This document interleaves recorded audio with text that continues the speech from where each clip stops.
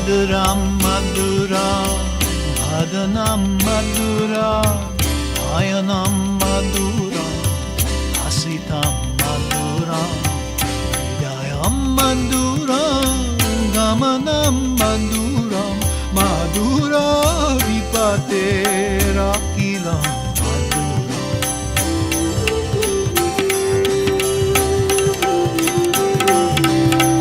Achanam Maduram Charitam Maduram Vasanam Maduram Valitam Maduram Charitam Maduram Ramitam Maduram Madura Dipate Rakilam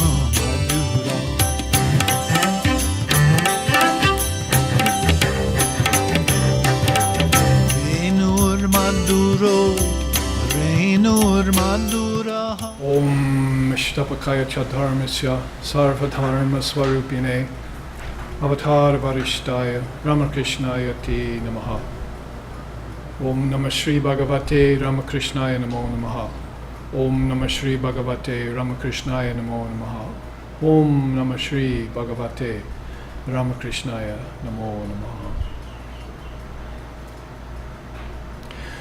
Om Vedanta Siddhanta Nirukti Resha Brahmaiva Jivaham Sakalam Jagatcha Akanda Rupa Stiti Reva Moksho Brahmadvitiye Shrutayaha Pramanam Om Shantihi Shantihi Shantihi. It is the apt and final conclusion of the Vedanta that all is Brahman. Time, space, living beings, and the world. Living in constant recognition of this fact is what is called enlightenment. Brahman is pure and perfect, one without a second. And the revealed scriptures are the sure and certain proof of this fact. Om peace, peace, peace. Om Sahana, Om Sahana Vavatu Sahanau Bhunaktu Sahaviryam Karavavahai Tejasvi Navaditamastu Ma Vidvishovahai Om Shanti Shanti Shanti. May Brahman, the reality, protect us. May Brahman sustain us. May Brahman illumine our thinking process. May we not find fault with each other, with the teachings, or with the world. And may what we study be a source of inspiration to us eternally. Om peace, peace, peace. May peace be unto us, may peace be unto all. Om Hari Om.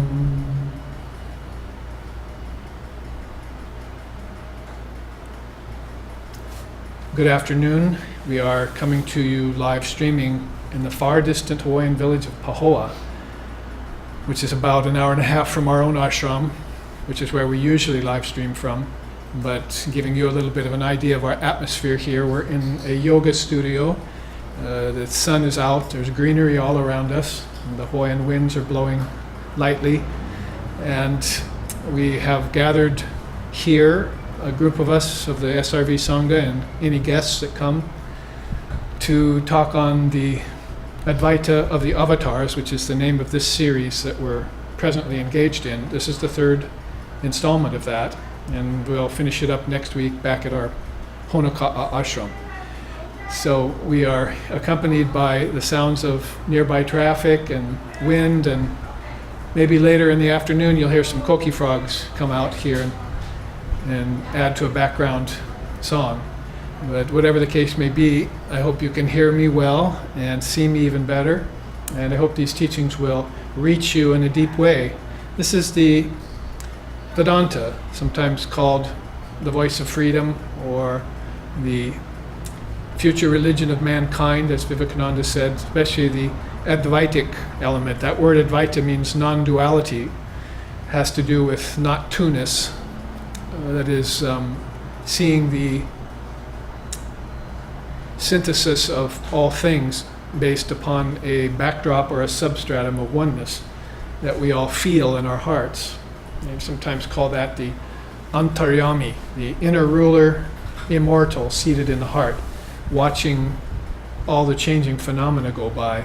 So you rather, if you're a spiritual aspirant, take up this stand, this perspective that everything that goes on outside that's changing or appearing to change all the time is in Maya or is in nature.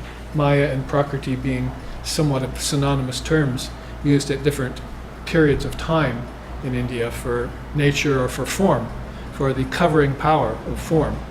Whenever form comes along, whether it's external like this or whether it's internal in the mind, my mind covering things with its thoughts, with its projections, with its conceptions, worse, with its misconceptions, then you have a covering power, avarana shakti. And it's natural to form. It's not something that is sentient evil. It's something that's an insentient principle that living beings have to forbear, as we were talking about this morning at satsang, if you were there with us. And once you understand it, then you can begin to penetrate through it and see that underlying presence of Brahman in everything, which we were just chanting about. And know it to be that recognition of that is akin to enlightenment, which is what everyone's seeking in spiritual circles, or talking so much about enlightenment or illumination or freedom or moksha or mukti, or Father of Yoga used the word koivalya, and those states that one attains, called nirvana, nirvikalpa, sampragyata, satori in Zen, fana in Muslim religion, shanti, shanti, shanti, the peace that passes all understanding in Christianity. Attain those states and called by those names by the seers and saints and sages of the different religious traditions of the world. So we know that to have that condition of mind, because basically we're talking mostly about mind here, bodies come and go, but mind is, and brains come and go too with the bodies, but mind is a abiding principle. It's the realm of consciousness, mind is. It's those kingdoms of heaven within you, and those are eternal. They go in cycles, no doubt, but those cycles are so long that nobody can remember them for very long. It beggars description, and it transcends the mind's ability to think in terms of even 4,320,000,000 year cycles. Though, since we got introduced to that long a cycle, we began to comprehend it a little more, didn't we? When we first heard 4,320,000,000 years, we thought, oh, that's too much to think about. But as we ran it over in our mind more and more, the mind got more used to thinking in terms, oh, there are cycles that are 4 billion years long. Maybe that's not so long after all. Maybe when I close my eyes tonight and sleep, and the next time I open them, 4 billion years will have gone by. Sort of like Rip Van Winkle. And if your consciousness isn't there in change, in evolution, in nature, then it might as well just be asleep for 4 billion years. The distinction that's made between the person who sleeps, though, and the person who awakens spiritually, the seer or the sage or the avatar, as we're talking about in this series of classes. Avatar means that which descends. It means it comes out from inside. It doesn't ascend from the physical heavens. It comes outward from the heavens within and visits different stations along the way. It would, if you were an avatar and you were going to come to Earth, you would, and I've just wrote this in my recent book, a whole last chapter about how an avatar or a soul incarnating in the body would come out from an illumined condition. Now we have to make a distinction there. There are some souls that keep their consciousness in a state of samsara all the time. So they don't come out of that high consciousness. They come out of their last lifetime's karma. We understand the distinction. They're coming out of a cyclic karma all the time. That's where they're keeping their consciousness. So to them, they're ignorant from birth to death and death to birth. As my teacher used to say, from the cradle to the grave was the expression he used. They don't know what's happening to them. So they don't know there are many lifetimes, and they can't remember their last one. And so they can't prepare for their next one, or they don't see the efficacy of preparing for their next one.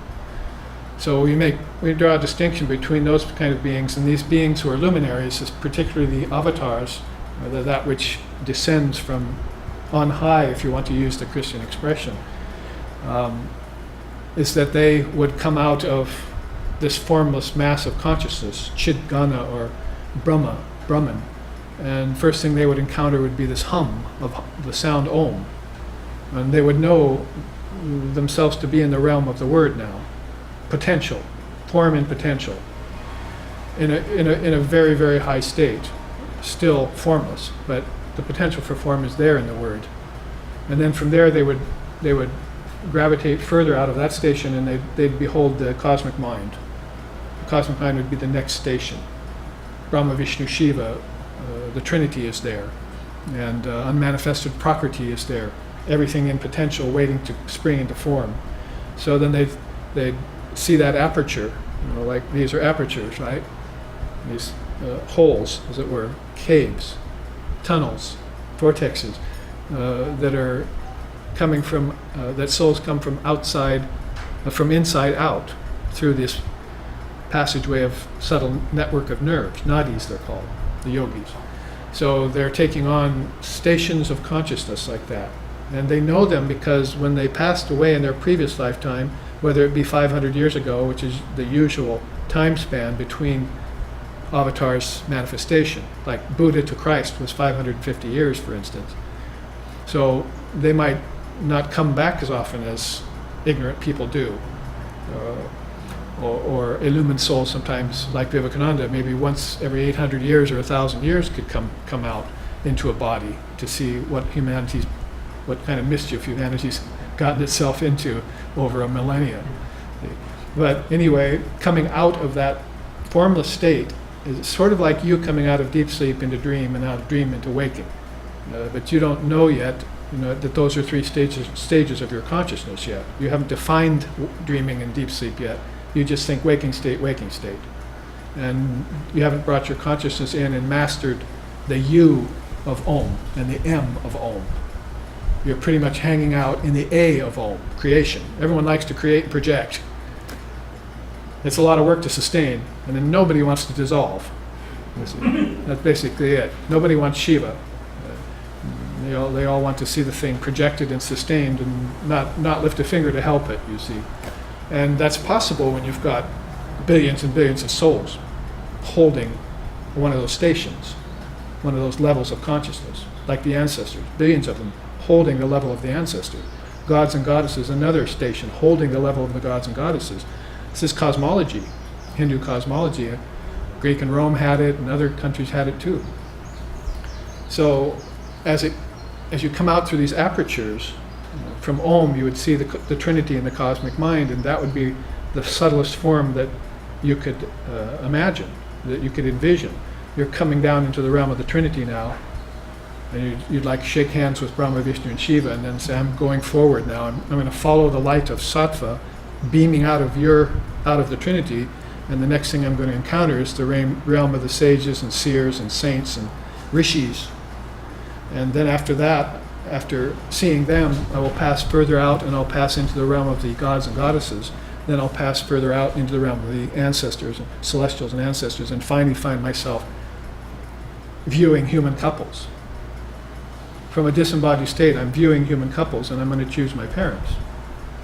So I choose my parents, and then hopefully I have enough power not to get into the fetus right away, but to stay and waiting for just before the gestation period is done and before the fetus gets pushed out of the womb, then identify with the fetus and get pushed out into the world, and here I am. See?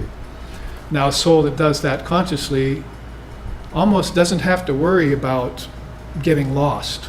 You see, they know these amber stairs of birth and death, like Sri Aurobindo called them, like the back of their hand. So when they come down to earth, even though the Maya is very thick, you're encountering the covering power, aren't you? You're encountering the problem of form. Now you've taken it on. And everyone who gets into form thinks form is real. Very few know that form is not real. Formlessness is real. So the further you get into form, the more you forget your formless nature. So you're beginning to forget about Brahman, you're beginning to forget about the Trinity, you're beginning to forget about the gods and goddesses, and probably forget about your ancestors until your grandparents tell you about them. Oh, you're in the line of generations, and I'll tell you about my grandfather and his grandfather and his father's father and so forth. then all of a sudden you become aware that, oh, you have a kind of lineage in form.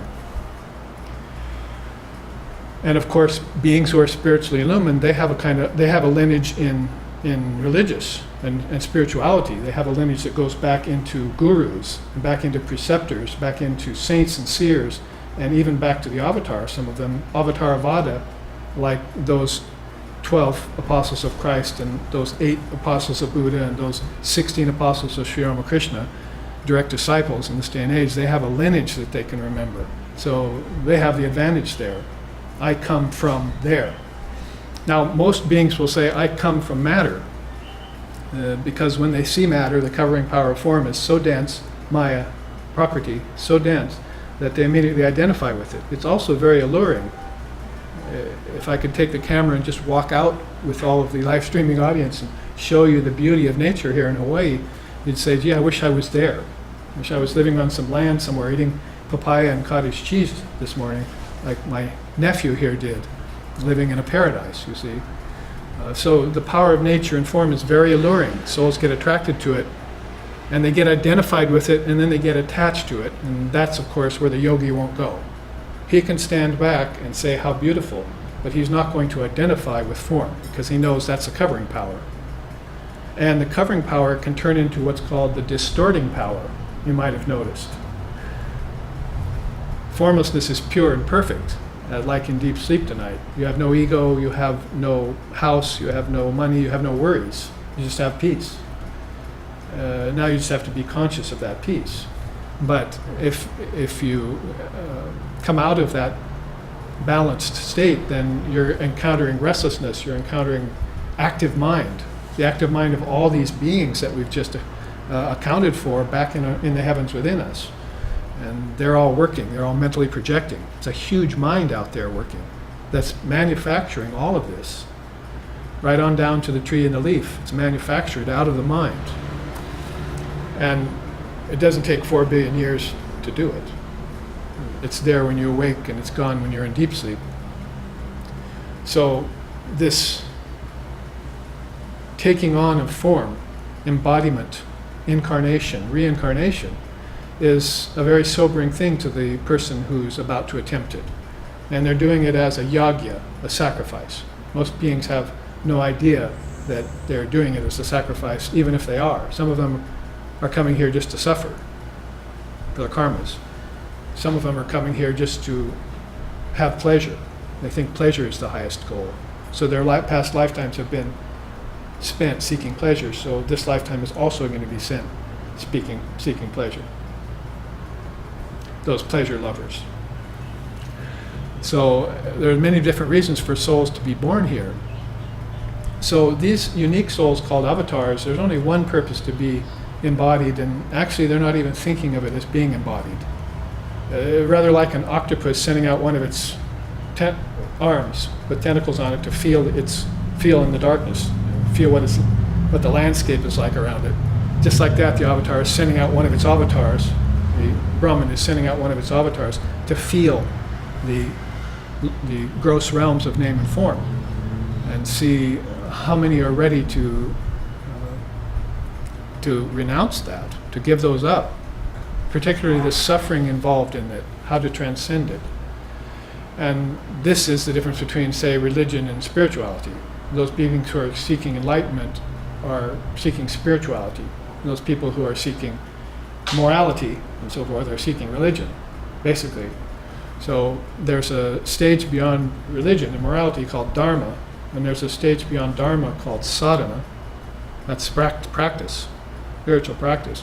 And then sadhana leads to the attainment of spirituality. So that's a threefold dimension that most beings don't know about. They get as far as religion, and that's it. Oh, now we're saved and we can go to heaven. But we just told you what heaven was like. You came through the heavens as you came out into the body, and they weren't that great.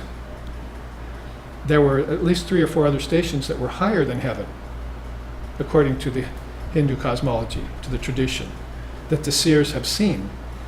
They themselves, the Dalai Lamas, the Swami Vivekanandas, the various illumined souls, when they give up this body, they're not going to their ancestors, and they're not going to the heavens. they're going to go to that realm of the seers, where seers go. The seers mean people who see the truth, and they're not going to give up the truth for anything.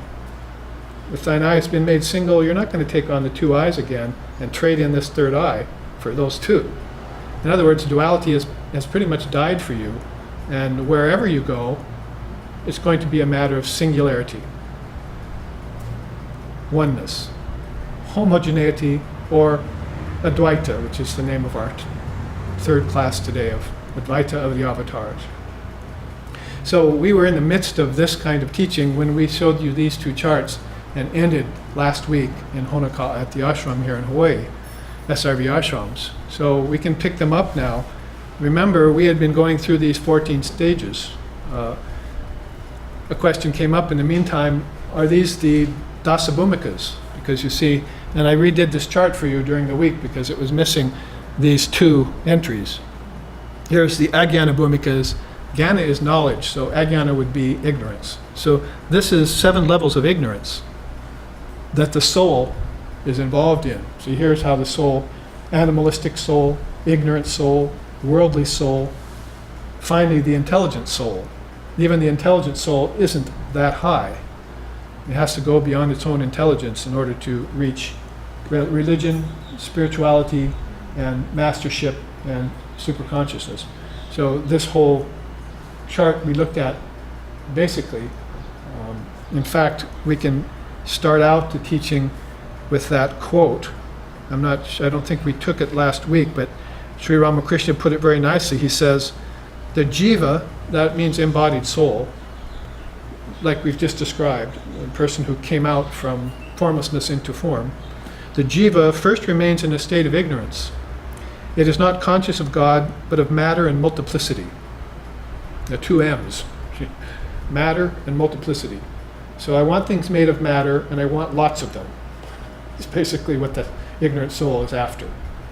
The more varieties I can have, the better. So if you're in Hawaii with its how many varieties of mango? 100 and some, probably 108, as far as we know. Then you're in a place of mango heaven, you see. And you'll be happy there eating mangoes for a while. So multiplicity, many varieties, many species, many kinds of foods, many kinds of activities. That's what he's saying here. The soul is first in a state of ignorance. Now we showed that here, Bindu Jagrat. It's in a state of incipient ignorance, and it's working its way up towards higher thinking, which would be here on the map called intelligence. So on this map, hopefully you're up here somewhere.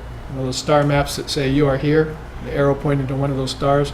Well, these are all like inner stars. Imagine them as inner planes of existence of your mind, kingdoms of heaven within you, and find out where you are and what you need to gain, spiritually speaking. If you're anywhere in the jnana bhumikas, then you're on a higher level. If you're anywhere in the agyana bhumikas, then you're still working on root ignorance, dispelling it, getting rid of it, getting it behind you. Get thee behind me, as Christ was saying. So he says, at first, the soul is not conscious of God, but of matter and multiplicity. It only notices the many things around it. But upon attaining knowledge, it becomes conscious that God dwells in all beings. On attaining higher wisdom, it discards both knowledge and ignorance and talks of nothing but God day and night. So 3 very distinct states Ramakrishna is describing in 3 sentences, or 2 sentences there. First, the incipient state of ignorance. It just knows nothing but many varieties, and that's all it's interested in. Then it encounters people, but it encounters people's souls. The old people are marvelous, you see. They're really amazing. They're deep thinkers, there are good friends. See, there are holy people even here amongst us. How wonderful. And so they become aware that God is dwelling in people, whether you want to put it in that particular way or not.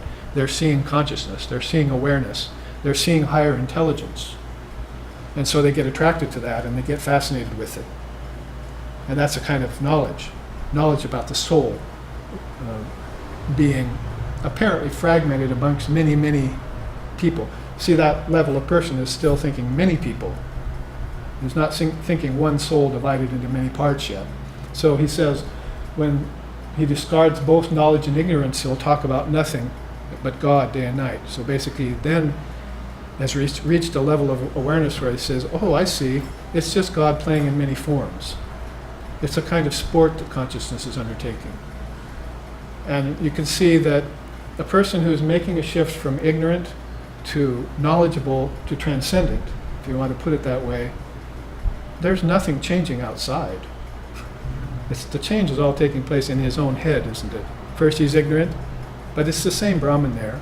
Then he's knowledgeable, but it's the same Brahman there. And then he's transcended. Oh, it's the same Brahman there, you see.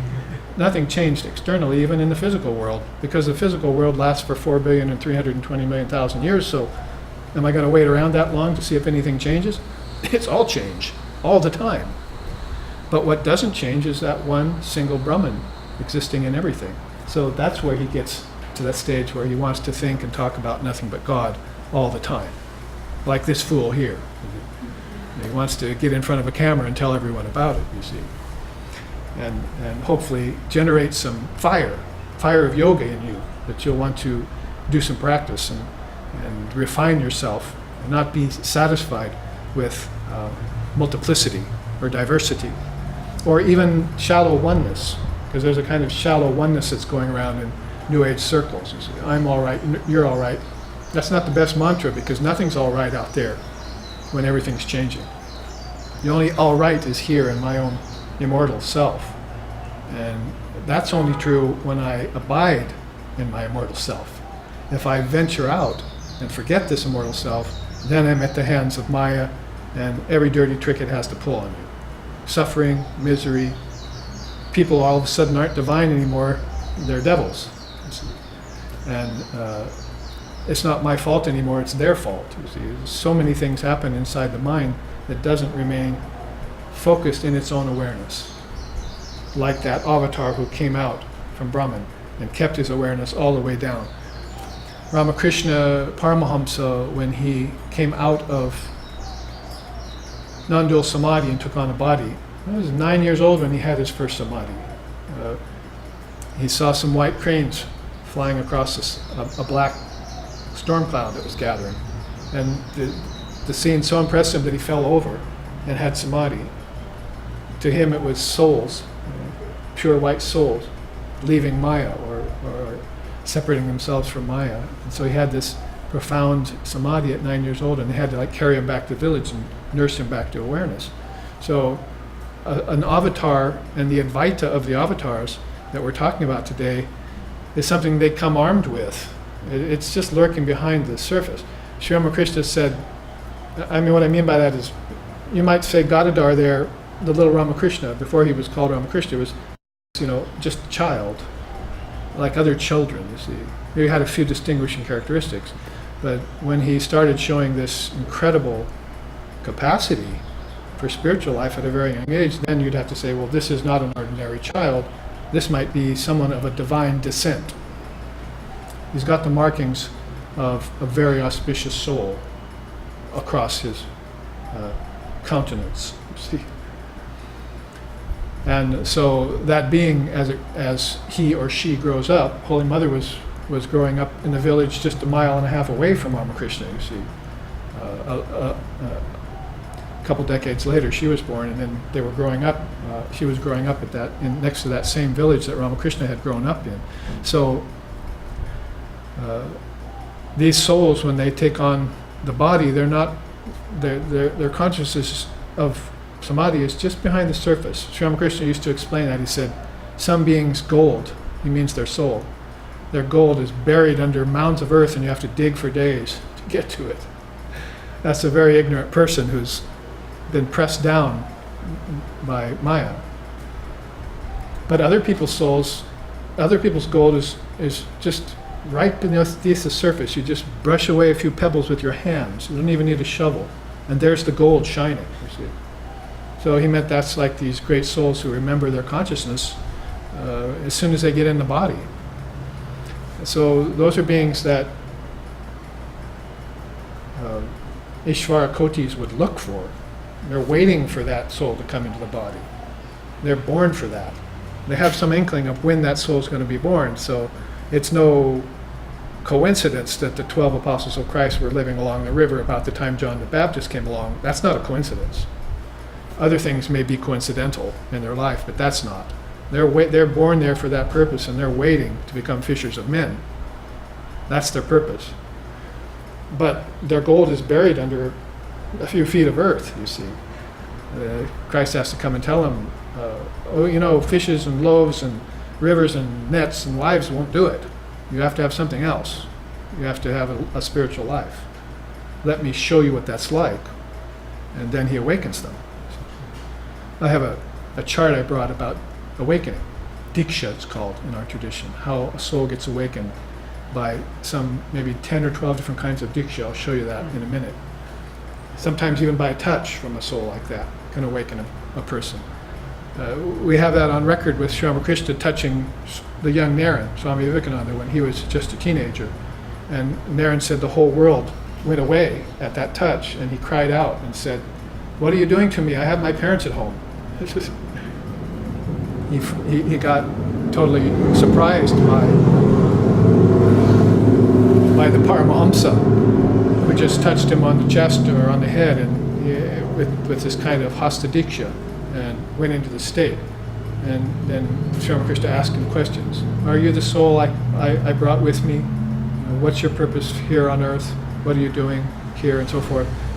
Ask him these questions while he was in that state. And then he came down out of that state, and he was Naren again. He said, "What did that fakir do to me? He won't catch me napping again. Next time I come and see him, you see, he won't do that to me. How can he do that to my consciousness? I'm a practical man. I know what I'm about." Next time he came and visited Ramakrishna, the same thing happened. Ramakrishna touched him. So there's these ways of awakening that happen with very powerful souls. Sometimes they call it these days Shaktipat.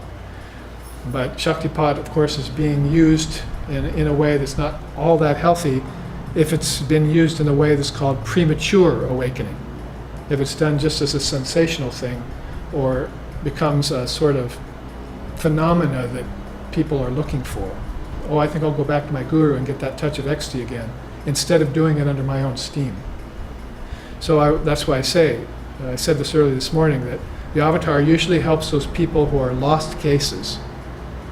They're already lost and they have no way of getting free. They're so immured in Maya that they'll never be able to get free under their own auspice. So he comes and helps them. They're called the fallen and the lowly ones. And he helps those ones who are just about to get enlightenment. But all those ones in between, he usually won't do that to.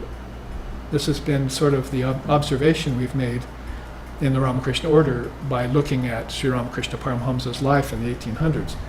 He'll leave you to your own devices and just teach you, give you these teachings. And then you take the teachings, it's a transmission, right?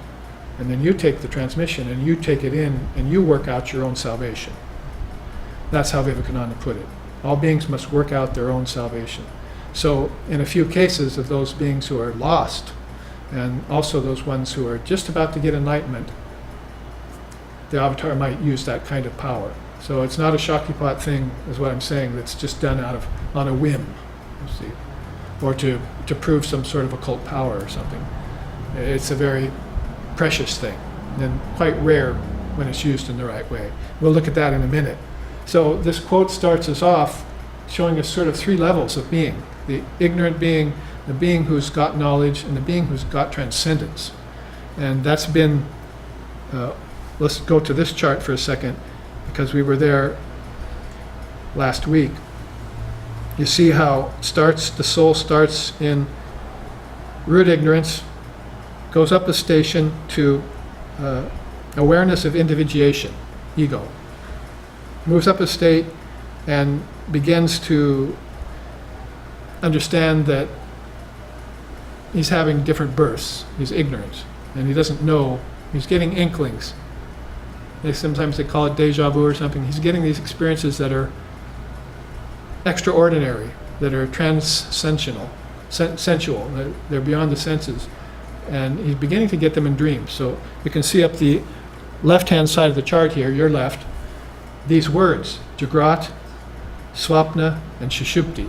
Now, any Vedantist who sees those three words thinks waking, dreaming, deep sleep. Oh, we're talking about the Advaita sphere and how they're explaining to you, free of religious denomination, free of any baggage, the three basic states of your consciousness: waking, dreaming, and deep sleep. And how you're shifting between these three every 24-hour period, generally speaking. So you can see how he's putting it in terms of a person who's awake but still sleeping. You've heard that expression, I'm sure. Kind of like the Walking Dead, you see. Their eyes are open, but they're still completely blind. There are songs that actually sing that. Oh soul, you move about the world with your eyes open, but you remain completely blind. That's a line out of a song of India. So waking here means waking to the waking state of gross objects only. And then dreaming comes next as a kind of relief from that, really. People are getting a relief from waking state, because waking state is put upon by suffering, by hunger, by thirst, by delusion, by desire, by attachment, and these dangers, these weights of Maya. So waking state, they want to escape it, so they sleep. And they pretend away. You see all of the devil's doing, as they say. And then deep sleep happens too. That's happening at this last level, 7th level of ajnana, 7th level of ignorance. It's a nice way of dividing up levels of ignorance. Just like you can divide up levels of knowledge, you can divide up levels of ignorance and see where people are stationed. It's the soul's journey through ignorance to knowledge, through knowledge to transcendence, to freedom, to enlightenment. And great souls have mapped it out. They can see it happening. And they know where any given soul is in that journey. Now, I mentioned earlier that someone had asked about the dasa bhumikas of Buddhism, because the word's the same, bhumika. The dasa bhumikas of Buddhism are 10 lands for the bodhisattva. So they'd be starting at a very high level here. The bodhisattva gets free, and then he begins to try to attain Buddhahood. Bodhisattvahood is not Buddhahood yet. It's not full enlightenment. It's freedom from ignorance. And he has a certain amount of freedom now, so then he's going to move inward and master these levels of consciousness called the 10 dasa bhumikas in Buddhism. So don't get confused between the two systems. However, you can really kind of correlate them. Because these higher levels here, as we talk about them, especially Turiya, are very much in alignment with bodhisattvahood and jivan. We call it jivan mukti. These are important words. If you're using a word like avatar, then you should probably also use a word ishvarakoti. Those are the ones who attend upon the avatar, the direct disciples. And then the jivan muktas, those are the free beings who have been freed by the avatar, or who are doing the avatar's work in the body. And then other special words like that too are happening. So those Sanskrit words provide us a vocabulary that we don't have in English to explain levels of spiritual enlightenment that we don't even think about. We probably don't know about them because we don't have words for them. If we did have words for them, then all of a sudden we would say, well, what's that mean? You see, a word means there must be a meaning to it. So we were somewhere in that crust, is that upper crust of ignorance, where we were working our way through it, watching the soul get out. And we saw that at Swapna Jagrat, that is, he began to recall events long past, and he began to render his waking state lucid. That's mastering the A of Om, A-U-M. You projected the creation, now you have to get in there and master it.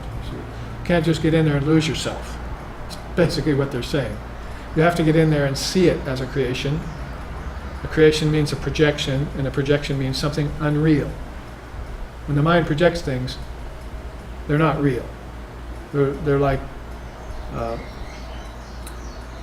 mirages in the desert. Science has shown you that these things aren't real. They're not really forms, are they? They're masses of particles. So what's keeping you from jumping to the final conclusion that what I'm seeing there is not really ultimately real?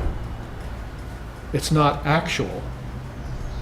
My senses are telling me it is because I can feel the leaves, I can smell the leaves, I can taste the leaves, touch the leaves, I can hear the leaves rustling in the wind.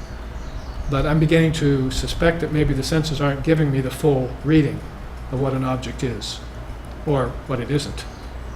Would be a better way of putting it. So when a person begins to recall events long past and remembers events in a dream and begins to examine events in a dream, then he's beginning to render his waking state lucid and begin to do the same to his dreaming state. Now he's coming out of his dreams and going, well, that was profound. Instead of coming out of his dreams saying, that was silly. 1,000 imbecilities of the mind, they call the ignorant man's dreams, or the 1,000 imbecilities of the mind. There's an expression for it again. But when the soul starts having those profound dreams that are connected in to as many lifetimes he's had, then he's on the trail of something very path-like. A path is opening up for him inwardly that can lead him to these kingdoms of heaven and beyond. Now, if you go up one step, he gets to this place called Sushupti, which means deep sleep. It's the last level of ignorance for the man. Let's see, or the soul, the woman. The soul has no gender, so when you say man and woman, you're pretty much talking about the soul, the mind soul. At the level of Sushupti, the last level of ignorance, he realizes that all states are beset with pain, and he perceives all worlds as Maya. You couldn't put it any more clearly than that, according to the opinion or the teachings of the Indian seers. He's examined things in a dream, he's examined his waking state, and he sees that it's all ephemeral or transitory. It's all changing, it's all empty. However you want to put that, it's an illusion. It's all attracting, and it makes me attached to it. But these very things that are making me attached are stolen, they're decaying, they're changing, and they're not fulfilling me. That's pretty much the acid test in the end. Do these things fulfill me? Yes, maybe for 10 or 20 years, or a couple lifetimes, if I'm a pleasure seeker. But I find out eventually that nothing can satisfy me but something very inward, something very personal, something ultra-personal, that feeling of the heart that's calling us. The song of the heart is calling us, a song of victory, as Lord Vashishta put it in his scripture. So that's a very profound level of ignorance. Almost a contradictory term, but you could say that's profound ignorance. Hey man, that's really profound ignorance that you saw your past lifetimes. Because the past lifetimes are not real either, because this lifetime is not real. You're dreaming. And you haven't awakened yet. That's why they're called waking, dreaming, and deep sleep, because they're all forms of dream. And the things they're attached to are all empty. This is the acid-like teaching of Buddhism and Vedanta, and yoga too, by the way. Tantra puts it a little bit more friendly, but in the end, Tantra is saying the same thing. So, if a person pierces through this crust, this dark line here, you might as well call it the Brahma Granthi or the Vishnu Granthi. It's a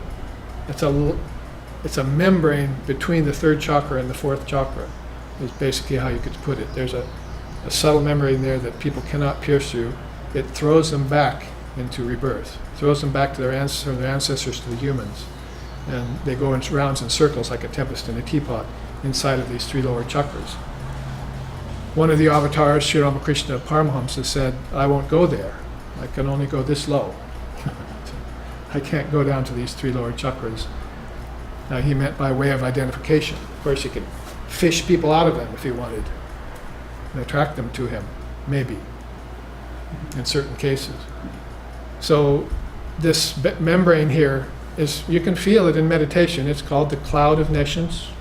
It's called the cloud of unknowing, or the curtain of nations. There are words for it, again, there are phrases for it in Sanskrit and transliterated into English that make you aware that there's some problem here that's not letting me get to my heart, if you want to put it in just very straightforward terms.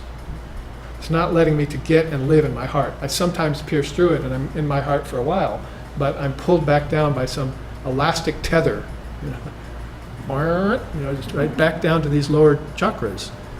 But when I finally pierce through that completely, I see the light.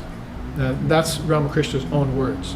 He said, when a person arrives at this chakra, he says, "Oh, what is this? What is this?" And he sees a great light.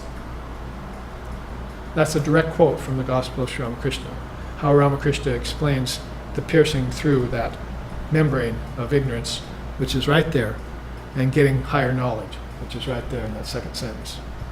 So it happens to souls, and they all of a sudden feel greatly uplifted, freed from the trammels and vicissitudes of Maya. They're not out of Maya yet, they've actually come to Mahamaya. That is the mother's teachings. I was saying this morning in satsang, one of the great teachings of the Gita is, you must come to know the end of wisdom in truth. Krishna tells Arjuna. You must come to know the end of wisdom in truth. So the person at that level he's speaking is this person who is gathering knowledge, has done away with ignorance with knowledge, and hasn't yet arrived at non-dual truth yet.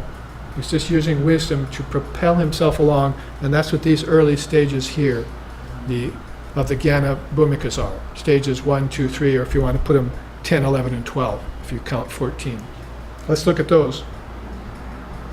Subhecha, attraction to the path of indifference. And that's where we left off last week.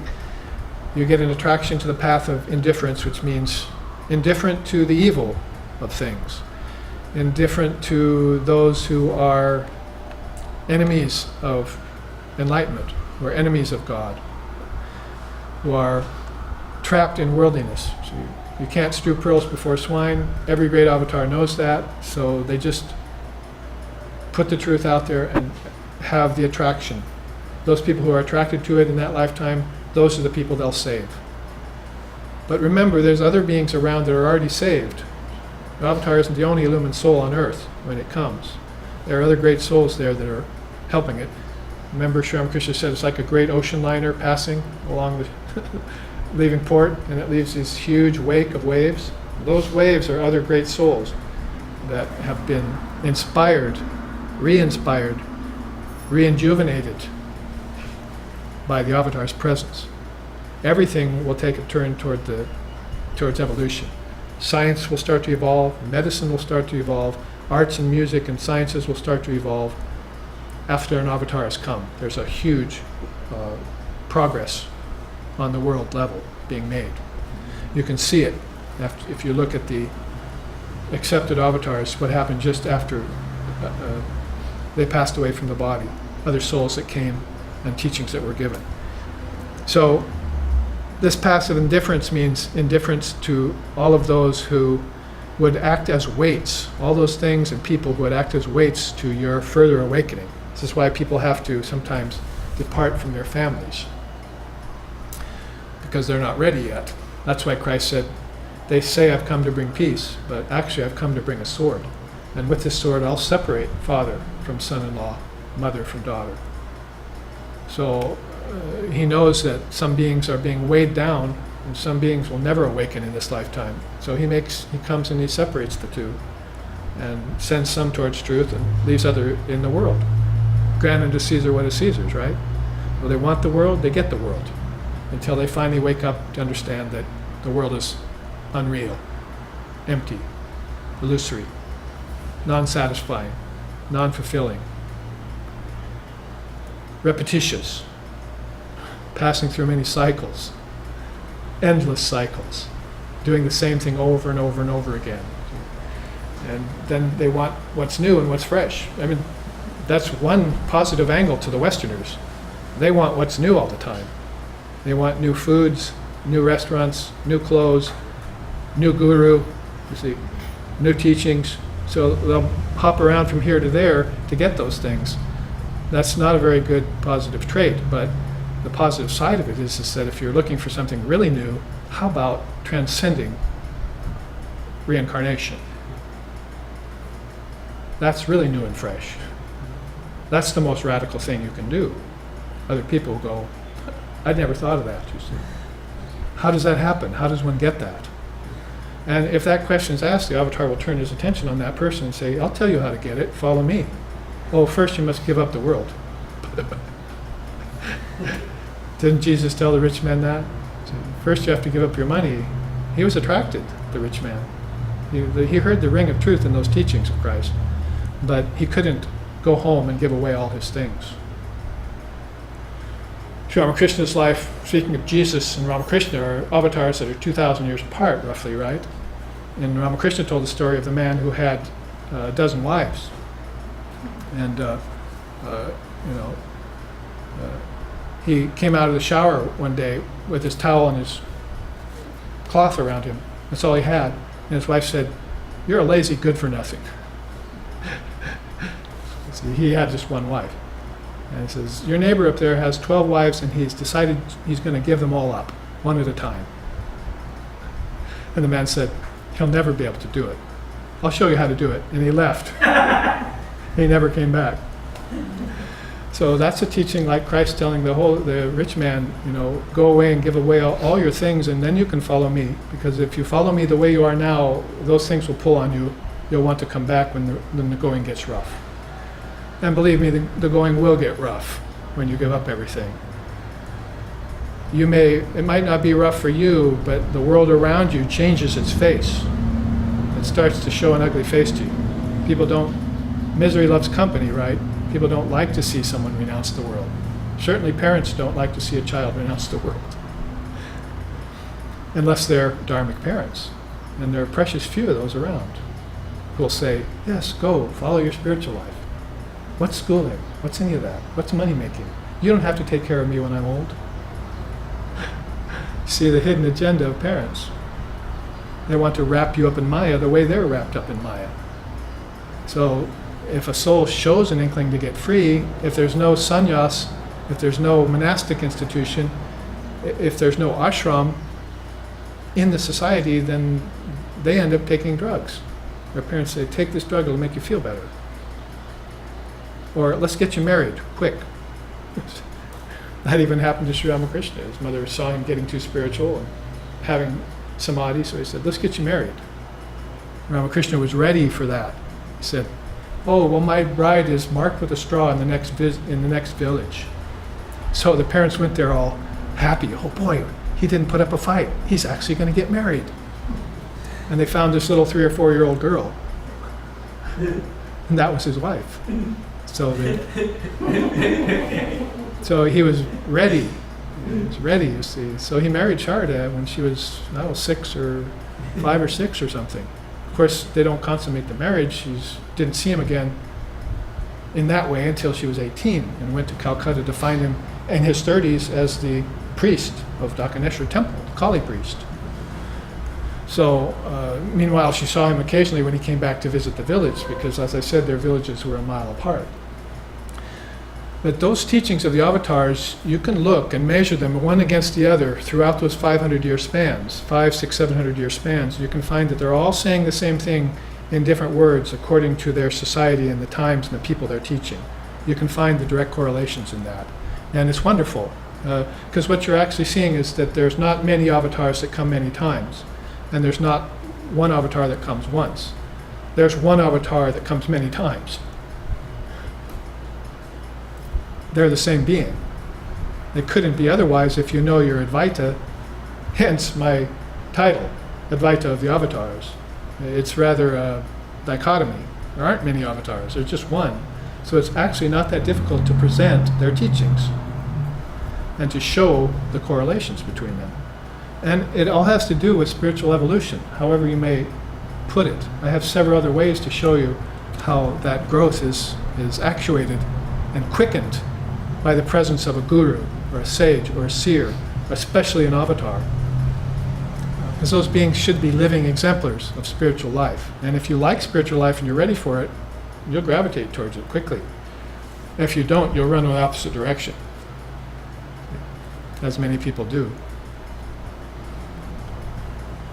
Now, we said the path of indifference comes. So it's a detachment.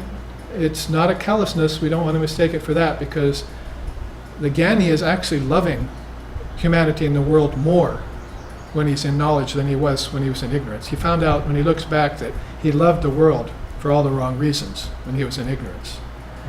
So now he gets to this level and he begins to look like maybe he's indifferent to other beings, but he's actually, because he's loving them more in a more impersonal way. He's beginning to see their essence and not their bodies and minds and so forth. And he will use that newfound knowledge to help illumine himself and others. And he'll do that in a very unpretentious way, in a very natural, spontaneous way. The wearing of knowledge, the cloth of knowledge. You put it on and it becomes you. See? In other words, here.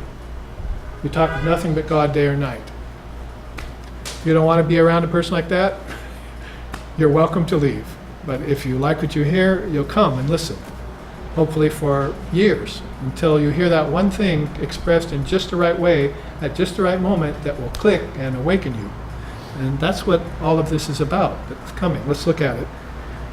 He desires to enjoy jnana essence, Atma Gyan, Lord Vashishta called it in the earliest times in India. Knowledge of the Atman, not knowledge of science, knowledge of arithmetic, knowledge of music, knowledge of this and that. Those are lower sciences. Those are fine. He's probably already been through that and done that.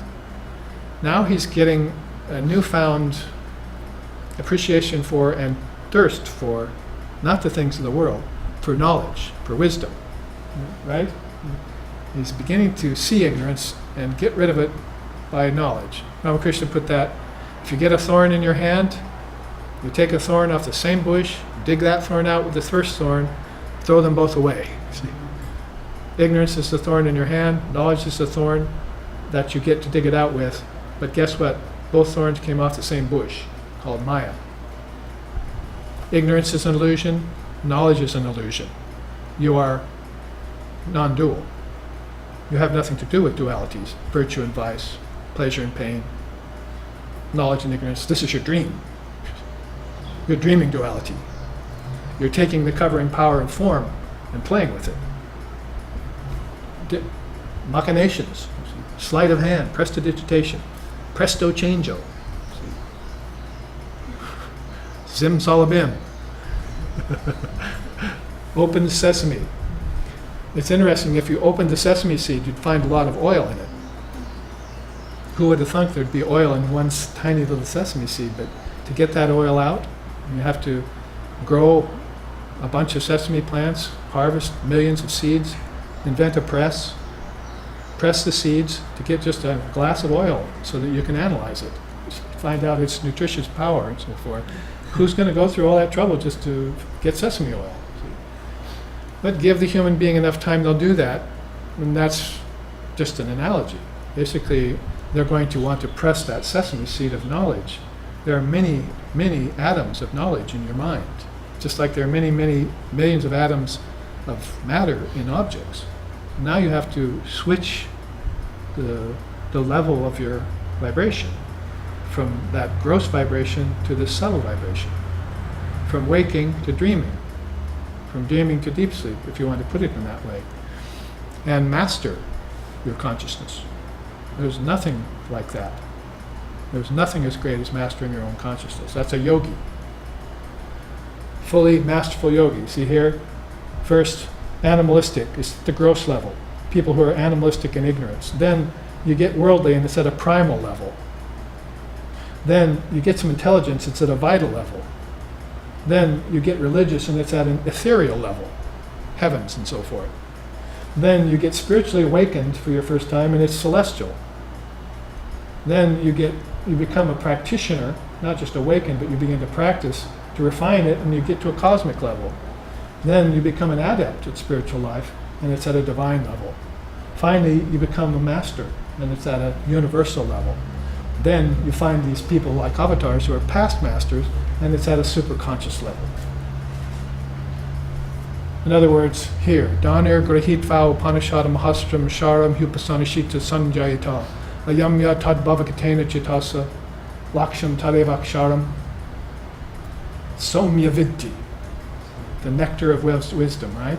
So it means, just like Krishna, like Shiva here, handing the arrow You see, off to wrong. This is basically means with the intellect made sharpened by thoughts on reality alone.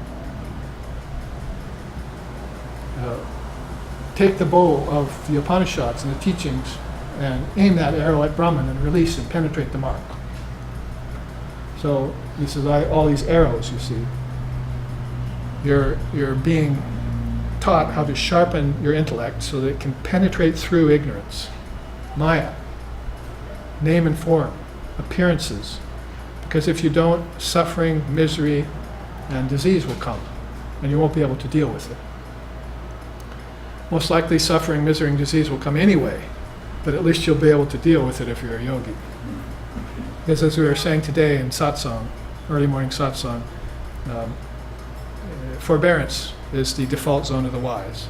They know how to forbear things, and they know how to keep their mind in higher levels of consciousness when things get rough. When things get tough, the tough get going. You see, something like that is saying, you see. Now, also here at the Subhecha level is seeks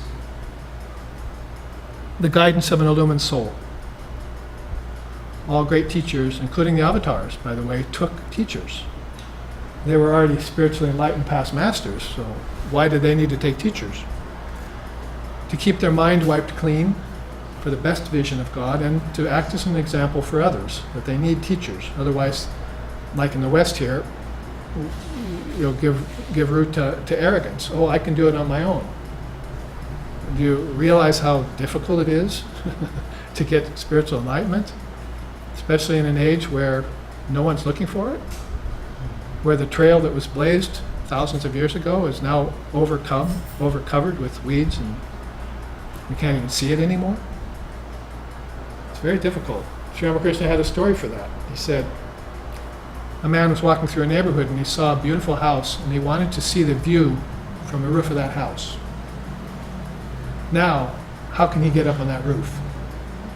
Can he just go there and climb up the drain and get himself on the roof? Probably the owner's not going to like that, come out with a shotgun. You see. So he's going to have to call, come knocking, ask the man, can I get up on your roof? Which probably isn't going to go over very good. Why do you want on my roof? So then if he gets permission, he has to go and get some ladders and straps and things that will support him up there. They won't fall, ways to get up, and use them, learn how to use them. So he's got a lot of work to do to get up to that roof, on all levels. Physical, emotional, psychological.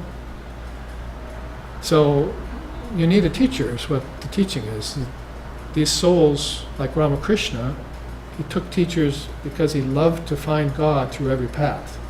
Now that's a very rare being, you have to admit, who wants to find God through all paths. And that's the difference between a spiritual master and a past master. A spiritual master has found God through one path. And they can teach you how to get enlightened. They're very, very illumined souls. But a past master is universal. It's gone beyond universal to the superconscious, you see. And now, if he comes back in the form, one of the things he's going to do is search out God through every path possible, in full view of human consciousness. In other words, there's going to be hundreds of thousands of souls looking on to what Ramakrishna did, and also to what the direct disciples did, whom he left behind, that wake of that great ship. They're also going to go out, and like Vivekananda did here, and brought this wisdom to us in the late 1800s. So that's all very, very much based on what's called Guru Parampara, the transmission of wisdom through a line of gurus, right on down to you yourself getting that teaching. Now also here, studies Atmagyan scriptures. That's going to go together. Not the ordinary scriptures that deal with moral issues and so forth only, but those that deal with the identification between the apparently individualized soul and the Supreme Soul. How do I bring those two together? And as I bring them together, this one in form is going to become formless. You see, it's going to have to shed its form. It's going to have to shed its body, it's going to have to shed its energy, it's going to have to shed its conceptions its mind, and it's going to have to shed its fear of death. All those things are going to go away the closer you get to the avatar. It's like the closer you get to the ocean, the less clothes you're going to be wearing by the time you get there. I'm almost there. I think I'll take off my shirt, you see. I'm almost there. Now my pants. I've only got my trunks left, you see. So you're about ready to jump in, and you're in anticipation of it. So the closer you get to avatar, the more you're shedding all this baggage, as they say, these weights. And it's going to be a necessity until, if you're a rich man and you come in the presence of Christ, he's going to say, well, now you have to give up your wealth too. Shed that, please. And then I can teach you. What we had to shed with my teacher was the original sin. He yelled at me when he first saw me. It was a nice greeting. If you believe in original sin, get out of this ashram. I can't teach you. I said, Swami, I don't believe in original sin. I believe in eternal perfection. He goes, well, good. Come in. I can teach you. So he went from a frown to a smile in about 2 seconds.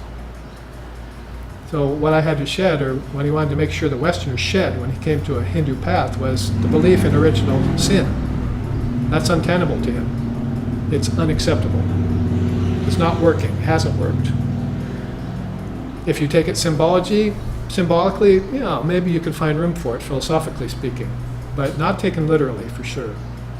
And then after that, the thing you're going to have to shed in the presence of a teacher like that is the 7-day creation theory.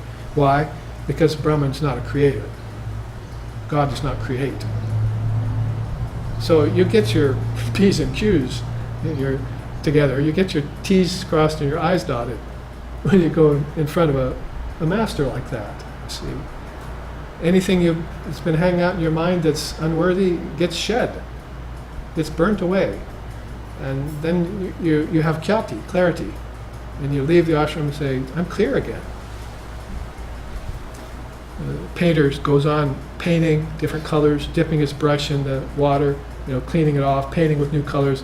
The jar of water becomes just thick, like brown, almost black. He drops a little bit of alum in it, and it clears up right away. If he wants clear water again, just a little bit of alum, poof, the whole thing turns clear again in a minute. So Ramakrishna used that teaching. The minute you get into the presence of a teacher like that, 1 minute is 1 lifetime. You should shed everything that's unworthy in you in 1 lifetime. Vivekananda said, how about 6 months? If you're really on fire. We used to go around to different groups of people, our founder, Lex Hickson, and myself, and whenever we went into a group of people, he'd take me aside to say, that one there is on fire. That one over there is on fire. He would look for those who are on fire, and he'd go and single them out and talk with them about Vedanta. He knew the ones that were ready to awaken, just by standing back detached and looking at a group. And so this is one of the accompanying qualities that comes to a soul who's shedding ignorance and gaining jnana. He's getting to the 7 upper stages of wisdom. Jnana bhumikas. Bhumika means ground, a level of ground. So you're stepping up. Vicharana has inquiry into the nature of reality, contemplation of the Atman, attainment of virtues, and increased spiritual aspirations. Those are all things that Vashishta told Ram at a very young age that happened at the level of Vicharana, the 2nd level of the Jnana Bhumikas. Read them again. Inquiry into the nature of reality. We begin to ask the teacher, what is the nature of reality? In my way of thinking, he also asks, what's the nature of relativity? The problem is you don't want to get stuck on that question, because you can study relativity forever. Case in point, scientists, doctors, lawyers, businessmen, politicians, they're studying the unreal. The only thing, where's the dividing boundary? The seer and the sage are studying reality, aren't they? They're keeping their minds pinned on reality. Thoughts of God alone. Thoughts of God alone. whether you say it in the Upanishads or whether an avatar comes to tell you, you put your thoughts on God alone, and that's reality. And relativity will then go away by itself. In fact, relativity will turn to reality in front of your very eyes. That's that spiritual alchemy that's going on. If you do the right kind of discrimination, you'll walk out of your teacher's ashram, out of the classes, and say, I'm seeing everything now with a single eye. It all looks different to me now. I understand. At that point, your teacher might say, okay, go away now.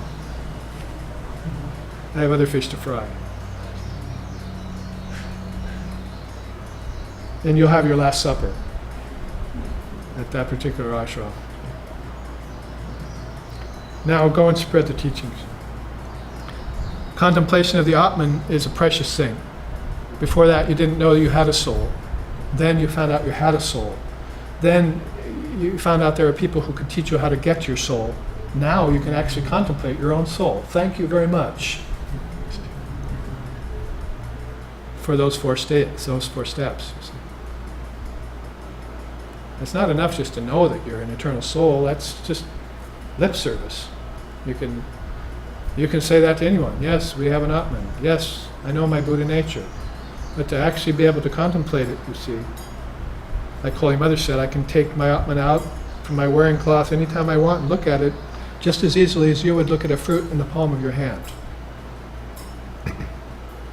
So that's how precious that possession of your own self-nature is.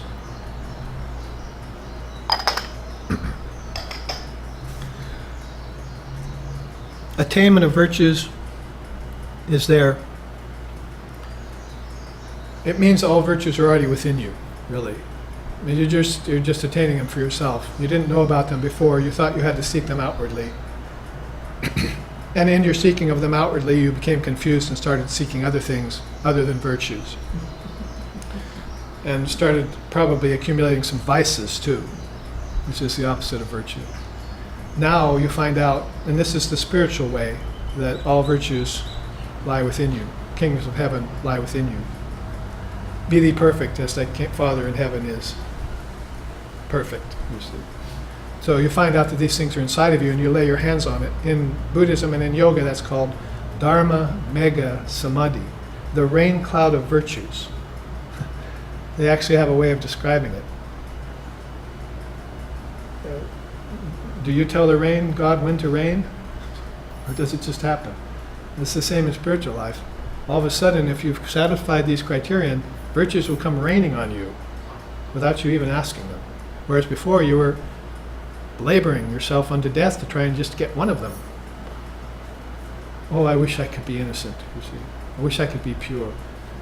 I wish I could be compassionate. See. All of a sudden, you're manned with all of these to the full extent. You don't see any difference between them and God. They're yours, and you're it. It's the greatest game of cosmic tag ever. You're it. The hand has been laid upon your own head. And then you get increased spiritual aspirations for what? Let's look at the next level. Tanu Manasa. That means the mind has really become free of darkness. Freedom from desires, mastery of concentration, transcendence of mind, and freedom leading to the fourth state. The fourth state is Sattva Pati. The mind adheres to truth. So mind adheres to truth at Sattva Pati level. Its intelligence gets illumined. It shines. Which has not quite yet happened yet. When you get that arrow sharpened and it penetrates through Maya, then you shine with your own intelligence. Before that, you're still dull. Sri Ramakrishna used to look at his direct disciples and he'd come in, oh, Naren is shining all the time. And one day he said, what's the matter, Naren? You're a little dull today. Oh, my meditations haven't been very good. Come here. And he touched him or wrote something on his tongue, you see. And next week he saw Naren, how's your meditations today? Great. They've been much better, thank you. I think that happened also to Rakal, Swami Brahmananda. So he was always doing this for his direct disciples, helping remove barriers so that they could move on their path. Equality of vision, and then reaches mature detachment. When he gets pure detachment, then he can go on to the Asam Shakti level, number 12. And there he merges in Atman, yet attains certitude of non-duality. That's a very precious thing. Now I know without a doubt, I and my Father are one. That's certitude of non-duality. Before you were just thinking, I'd sure like to be one with my Father, and they tell me I am, but I don't know it yet. Now you have certitude that the Supreme Soul and the apparently individual soul are one thing, and they can never be separated. You might be able to separate air. See, a little bit of air in there now, but I can't separate ether, can I? Ether can't be displaced. I can move an object. Air moves, but ether doesn't. Same ether that was there when I picked this up is there when the object moves. So ether is that analogy, the best metaphor for non-dual awareness. You can't displace it. You can't move it. You can't change it. And you learned that back here at Vicharana when you looked into the nature of reality. The teacher told you it's transformationless, it's birthless, it's deathless, it's eternal, and it's without divisions. And if he told you those four things and you understood them, you left as an adept or a master. See how quickly you ascend the ladder of enlightenment when you're ready for it, when you're receptive? Why wait? So we said attains certitude of non-duality, also transcends the gunas, which is a teaching on itself. Two gunas are restlessness, slothfulness, and balance. You actually go beyond all three. You get rid of slothfulness by restlessness, and you get rid of restlessness by balance. But you use balance to get triguna, tita, transcendent of all modes of nature. You might have noticed that nature is sometimes terrifying, other times very active, and other times peaceful. It has a changing phase. The mind is like that. Why not? Because nature came out of the mind. See the connection? They're all there. The gunas are all there, both in nature and in mind, because the two are one with each other. That is until the mind finally purifies itself and gets over nature. Kaivalya gets separated from nature, from the covering power of form. When it finally takes that on, it can now enjoy its Atman, you see, which is formless, by the way. Atman is not in nature. Nature is in the Atman. It just needs to realize that. And then you realize Jivan Mukta. That's the bodhisattvahood I was talking about of the Dasa Bhumikas in Buddhism. So when he gets to Jivan Mukti attainment, he's like a bodhisattva in Buddhism. Non-duality already having been a certitude, now he can enjoy it. He can express it through his life, and he can affect others with it too. Then, as we have about 5 or so minutes before we must take a break, so I'd like to finish this chart and move on after the break to our other charts that we've brought here for you to see. Some of them new. At the 13th level, or the 6th level of Jnana Bhumikas, wisdom lands, then you find out that the soul can now all of a sudden identify with consciousness alone. It sees nothing but Brahman, and spends longer times in meditation of that reality. It sees Brahman in everything. Sri Ramakrishna said, that's the last word in spiritual life on earth, is to see Brahman in everything. And there's a story about Swami Shardananda. When Sri Ramakrishna was passing, he granted boons to all the young disciples. And Swami Shardananda, my teacher's teacher, never asked for anything. So he called Sharat to him one day and said, Sharat, I've given everything I have to those who have asked for it, but you've never asked for anything. What do you want? And Swami Shardananda thought for a second, and he said, I want to see God in everything. And Sri Ramakrishna said, you'll have to wait. That's a very, very high station. That's the highest thing in the land of relativity. See, in this life, it's the highest state. And So Sharananda said, I'm happy to wait for it. That's what I want. That's all I want. So you can see that was the soul probably identifying with that 13th level of Jnana Bhumikas, Ajnana Jnana Bhumikas.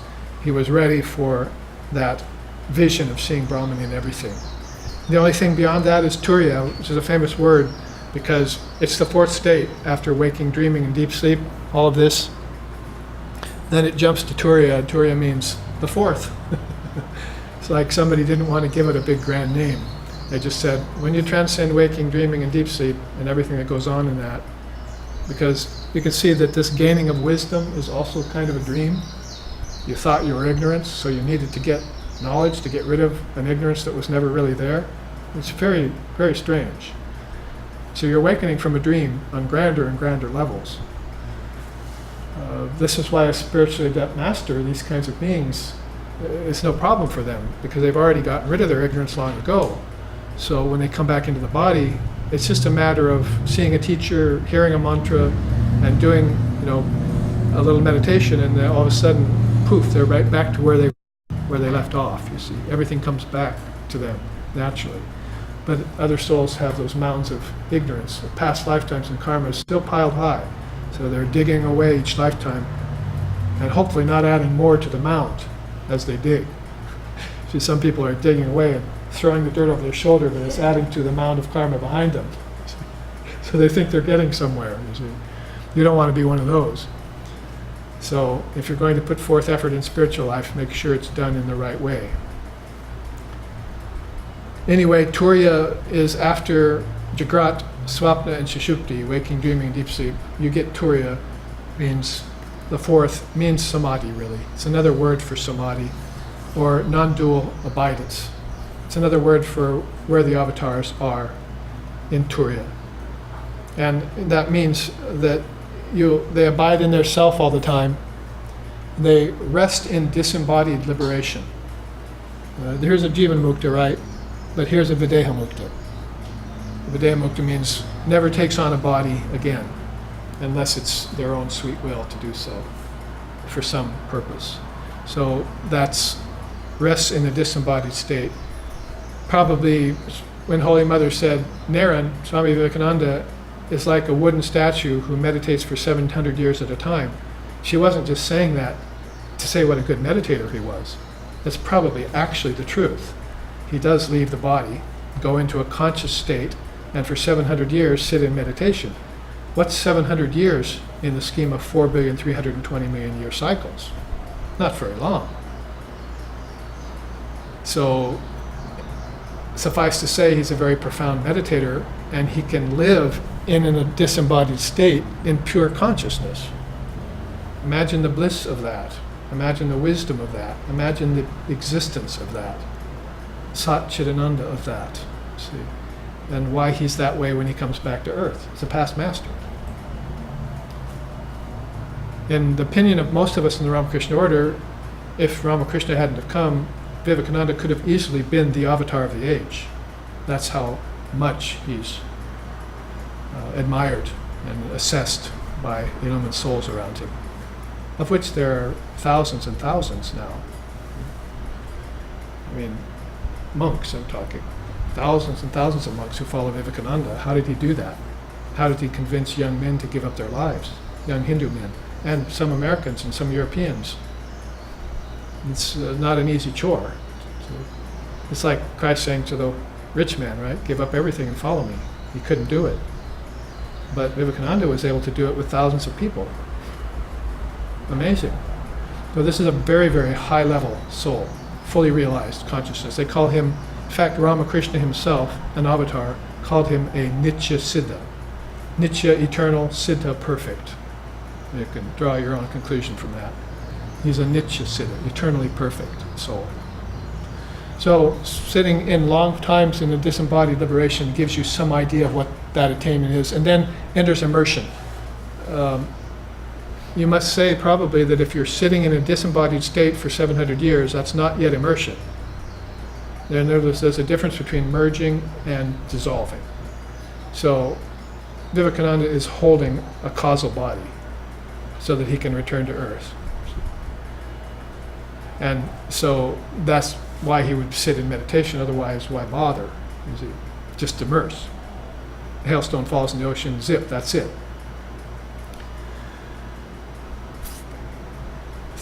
320 million years go by and everyone's forgotten who he was. You see. So the personality is erased entirely. There's just this one ocean of consciousness. So this has been a little trip through the Ajnana Bhumikas, the 7 lands of ignorance, into the 7 lands of acquiring knowledge, into the levels of highest knowledge, as a gift from Lord Vashishta in Vashishta's Yoga, and a chart that I put here to make it more simple.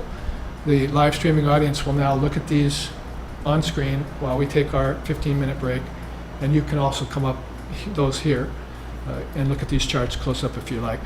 After the break, we will go and look at Ramakrishna's description of perfected beings, because the word perfect has come up so many times. This is an old chart that we should look at again, based on that word siddha, or perfection. We'll also look at another way of transcending ignorance through this new chart.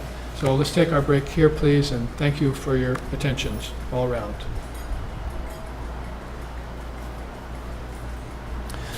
Om Sato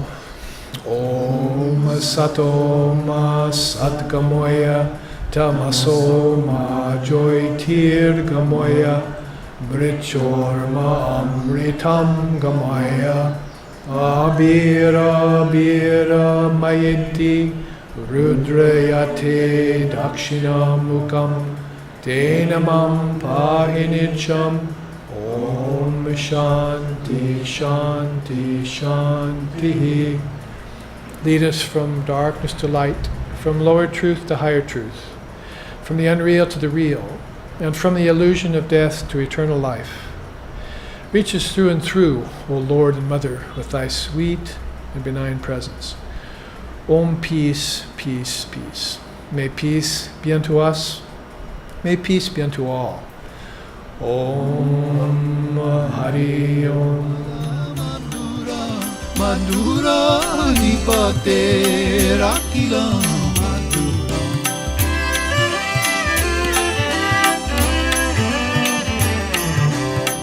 Gopi Madhura Nila Madhura Yuktam Madhura Guptam Madhura Krishtam Madhura Sheshtam Madhura Madhura Dipate Rakila Madhura